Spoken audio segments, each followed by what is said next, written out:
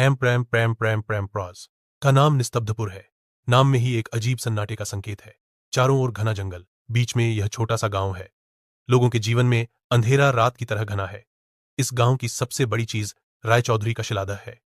लगभग 200 साल पुराना यह घर अब परित्यक्त है। कहा जाता है लगभग 100 साल पहले घर। इस कहानी की शुरुआत 3 दोस्तों के रोमांच से होती है। अर्णव, सायंतन और विक्रम। वे शहरी लड़के हैं।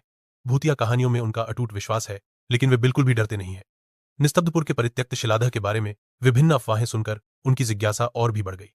गर्मियों की छुट्टियों में उन्होंने तय किया कि वे इस घर में एक रात बिताएंगे। उद्देश्य रहस्य की तलाश करना। अमावस्या की रात।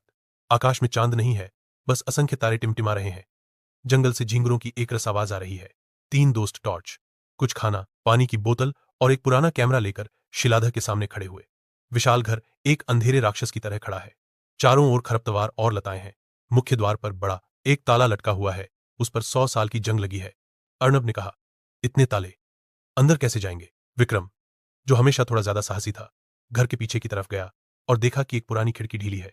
तीनों दोस्त किसी तरह उस खिड़की से अंदर घुस गए। अंदर घुसते ही एक ठंडी नम गंध नाक में आई, जैसे कई दिनों की सड़न की गंध और पुरानी धूल का मिश्रण। टॉर्च की रोशनी में एक विशाल हॉल दिखाई दिया। दीवारों पर काई जम गई है, लकड़ियां सड़ गई हैं। सायंतन फुसफुसाया,